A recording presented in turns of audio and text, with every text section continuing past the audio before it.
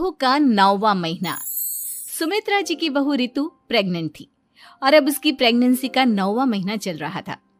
रितु का पति देवेश उसका काफी अच्छे से ख्याल रखता था, लेकिन प्रेगनेंसी अपने आप में ही एक अलग ही वक्त होता है जब एक औरत कई तरह के बदलावों से गुजरती है। शरीर के साथ साथ उसके अंदर बहुत सारे इमोशनल चेंजेस भी आते हैं और रितु इन सब चीजों से गुजर रही थी। इसीलिए कई बार वो बहुत परेशान हो जाती थी। उसे बार बार बहुत मुश्किलों का सामना करना पड़ रहा था। एक दिन अचानक शाम के वक्त रितु जोर जोर से रोने लगी।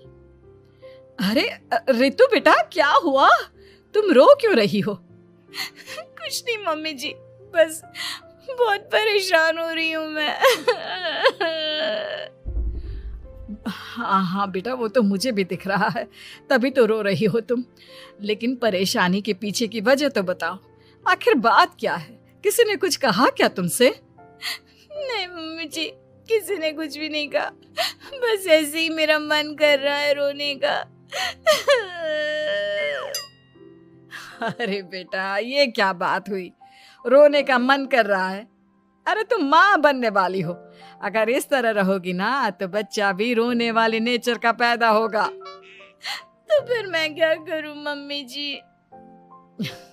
मुझे बता अपने दिल की बात, मेरे साथ शेयर कर कि क्या परेशानी है। वो क्या है ना मम्मी जी, मैं अपने पेट की तरफ देखती हूँ ना तो अजीब सी घबराहट होती है। अरे लेकिन क्यों बेटा? तुम्हारे पेट में तो तुम्हारा आने वाला बच्चा है, इसे देखकर तुम्हें खुश होना चाहिए।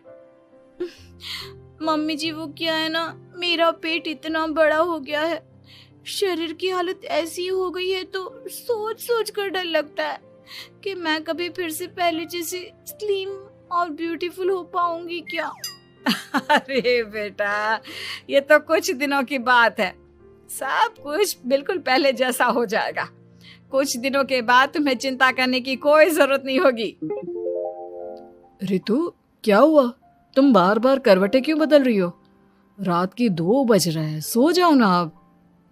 देवेश, नींद नहीं आ रही है, मैं ठीक से सो नहीं पा रही हूँ। अरे ये क्या, तुम तो उठकर बैठ गई। इस तरह बैठे बैठे पूरी रात बिताओगी क्या? क्या करूं देवेश, पेट की वजह से जैसे ही लेटती हूँ अजीब सा लगने लगता है, ठीक से सो भी नहीं पाती।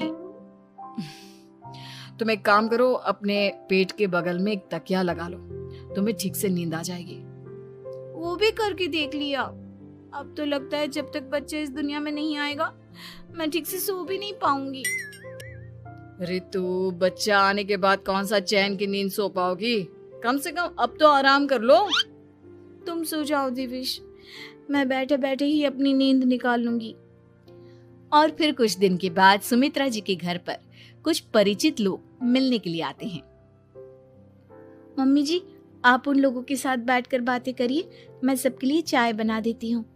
अरे नहीं नहीं बेटा, मैं कर लूंगी, अभी तुम्हारी तबीयत ठीक नहीं है ना, तुम आराम करो। अरे मम्मी, घर के छोटे मोटे काम तो मैं करती हूँ ना, चाय बनाने में कैसी प्रॉब्लम? अच्छा ठीक है, अगर कोई परेशानी नहीं है तो बना दो चाय। अरे ये क्या बात है सुमित्रा जी, आप तो दादी बनने वाली हैं। हाँ जी, बस ठीक ठाक तरीके से मेरा पोता या पोती इस दुनिया में आ जाए तो चैन हो जाए। सही कहती हैं बहन जी, एक औरत के लिए ये वक्त बहुत मुश्किल होता है। वैसे बहू की तबीयत तो ठीक है ना? हाँ हाँ, तबीयत तो ठीक है, बस ऐसे ही थोड़ी बहुत परेशानी है जो इस वक्त होती है, उसी से गुजर रही है। पहली बार माँ बन रही है ना, कभी कभी परेशान हो जाती है। सुमित्रा जी रिश्तेदारों से बात करती है और उन्हें काफी देर हो जाती है। रिश्तेदारों के जाने के बाद, अरे रितु बेटा, तुम अभी तक किचन में काम कर रही हो? मैंने तुम्हें मना किया था ना, इतनी देर खड़े रहने की क्या जरूरत थी? मम्मी जी, वो मुझे लगा रात के खाने में देर हो जाएगी, इसलिए मैं साफ उधर बिजी थी तो मैं खाना बनाने लग गई थी। अरे बेटा, तुम तो बिल्कुल कुछ भी नहीं समझती, जरा अपने पैरों की हालत तो देखो। हाँ मम्मी जी, मुझे भी ना पैरों में बहुत भारीपन लग रहा है। ये भारीपन नहीं है, ज्यादा देर खड़े रहने की वजह से तुम्हारे पैरों में सूजन आ गई है। अब कमरे में जाकर आराम करो, चलो। और सुनो, अपने पैरों के नीचे ना तकिया लगा लेना, सर के नीचे मत लगाना, ठीक है? अपने कमरे में जाने के बाद। यार ये प्रेगनेंसी भी कितनी अजीब चीज है, कभी रोने का मन करता है, कभी हंसने का। घर में सब मुझे बहुत प्यार करते हैं, लेकिन प्रेगनेंसी की जो प्रॉब्लम्स मैं फेस कर रही हूँ वो मैं किसी को नहीं समझा सकती। ये सब कब ठीक होगा? और फिर एक रात अचानक रितु नींद में उठकर बैठ जाती है और अपने पूरे शरीर पर खुजली करने लगती है। देवेश की आंख खुलती है और वो रितु को इस तरह खुजली करते हुए देखता है। अरे क्या हुआ रितु, तुम ठीक तो हो ना? पता नहीं क्यों देवेश, लेकिन अचानक से पूरे शरीर में खुजली हो रही है। दिखाओ जरा मुझे। अरे लेकिन तुम्हारे शरीर पर तो कोई मच्छर के काटने के या किसी तरह के रैशेस भी नहीं है, फिर खुजली क्यों हो रही है? लगता है ये भी प्रेगनेंसी की कोई नई प्रॉब्लम है। अरे अरे परेशान मत हो, मैं मम्मी को बुला कर लाता हूँ। सुमित्रा जी के आने के बाद। अरे क्या बात है बेटा, इस तरह क्यों खुजली कर रही हो? अचानक से क्या हो गया तुम्हें? मम्मी जी ऐसा लग रहा है जैसे सर से पैर तक पूरे बदन में मच्छरों ने काट लिया हो। अरे लेकिन इसमें रोने की क्या बात है, चुप हो जा, सब ठीक हो जाएगा। हाँ मैं बहुत परेशान हो गई हूँ, बस अब जल्दी से बच्चा इस दुनिया में आ जाना चाहिए ताकि मुझे इन सारी प्रॉब्लम से मुक्ति मिले। ऐसा नहीं कहते रितु, माँ बनना तो दुनिया की सबसे बड़ी खुशखबरी है और ये सारी परेशानियां तो सबके साथ होती है। जानती हूँ, लेकिन फिर भी क्या करूँ, रात को सो नहीं सकती। कभी पेट भर के खाना खा लेती हूँ तो उल्टी करने का मन करता है। ज्यादा देर खड़ी हो जाती हूँ तो पैर में सूजन आ जाती है। ज्यादा देर बाहर घूमने भी नहीं जा सकती वरना टॉयलेट की प्रॉब्लम। ये सब कब ठीक होगा? कुछ दिन और बीत गए और अब तक रितु का 9वां महीना खत्म होने का वक्त आ गया था। अब हर दिन रितु बस यही सोचती थी कि उसका बच्चा इस दुनिया में आने वाला है। हाँ, वो बात अलग थी कि वो कई तरह की इमोशनल चेंजेस से गुजर रही थी और फिर एक दिन अचानक, देवेश मुझे ना चाउमीन खाने का मन कर रहा है। अभी रात के 12 बजे? अरे रितु, इस वक्त चाउमीन कहाँ से लेकर आऊंगा मैं? किसी होटल में फोन करो ना, कोई तो डिलीवर करता होगा ना इतनी रात को।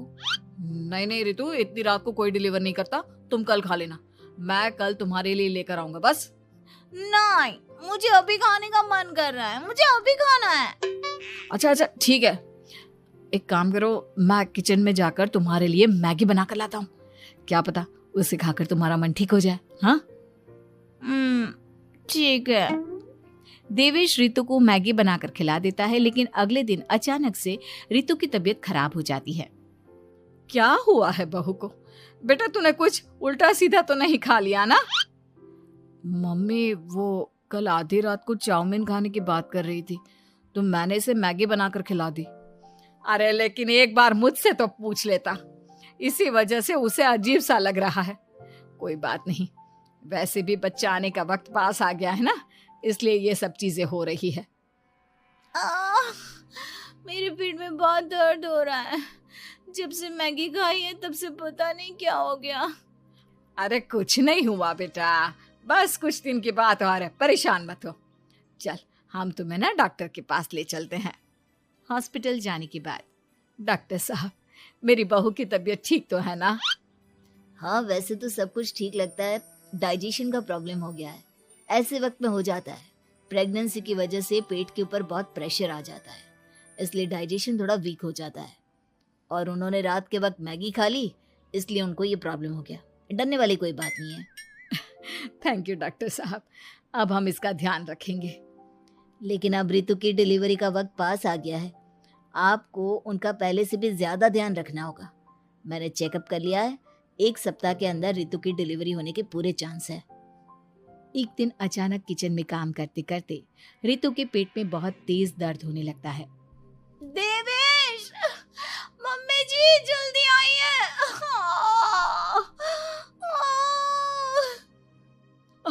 अरे क्या हुआ बहू, क्या हुआ तुम्हें?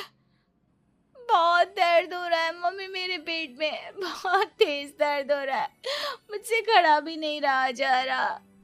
इधर आ जाओ रितु, मैं तुम्हें बेड पर लिटा देता हूँ, सब ठीक हो जाएगा। बेटा, मुझे लगता है इसकी डिलीवरी का वक्त पास आ गया है।